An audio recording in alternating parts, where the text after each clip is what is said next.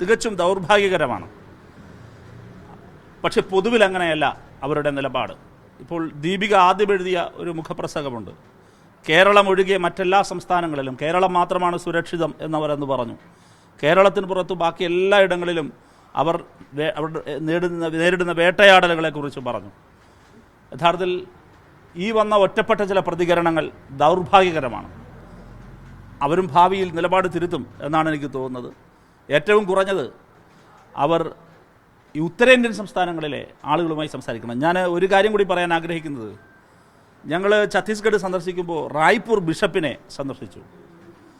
റായ്പൂർ ബിഷപ്പിനോട് ഞങ്ങൾ കൗതുകത്തോടെ ചോദിച്ചൊരു ചോദ്യം, ഇവിടെ BJP സർക്കാരാണല്ലോ ഭരിക്കുന്നത്, നമ്മുടെ നാട്ടിലൊക്കെ ബിഷപ്പ് ഹൗസുകൾ തോറും ഇങ്ങനെ കേക്കുമായിട്ട് കേന്ദ്രമന്ത്രിമാർ BJP നേതാക്കൾ കയറിയിറങ്ങുകയാണ്. താങ്കളോട് ഏതെങ്കിലും ഒരു കൂടിക്കാഴ്ചയ്ക്ക് മുഖ്യമന്ത്രി തയ്യാറായിട്ടുണ്ടോ, അല്ലെങ്കിൽ താങ്കൾ തയ്യാറായിട്ടുണ്ടോ, അതും നടന്നോ എന്ന് ചോദിച്ചു. അപ്പോൾ അദ്ദേഹം പറഞ്ഞൊരു കാര്യമുണ്ട്, BJPയുടെ മുഖ്യമന്ത്രി അധികാരത്തിൽ വന്നിട്ട് നാളിതുവരെ ഒരു കൂടിക്കാഴ്ചയും അങ്ങനെ അനുവദിച്ചിട്ടില്ല.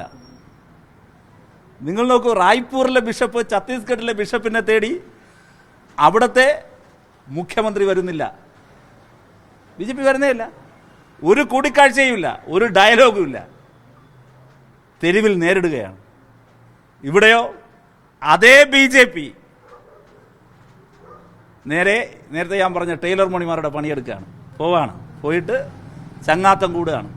അങ്ങനെ ചങ്ങാത്തം കൂടി 4 കേക്ക് കണ്ടാൽ ഇവരെയെല്ലാം ആ 4 കേക്ക് കൊടുത്ത് ഈ പുഞ്ചിരി കൊണ്ട് പ്രലോഭനങ്ങൾ കൊണ്ട് കൂടെ നിർത്താമെന്നെല്ലാം കരുതിയാൽ സമ്പൂർണ്ണ സാക്ഷരത നേടിയ നല്ല ആത്മാഭിമാനമുള്ള മലയാളികളുടെ വിവേചന ബുദ്ധിയെ അവർ കുറച്ചു കാണുകയാണ്.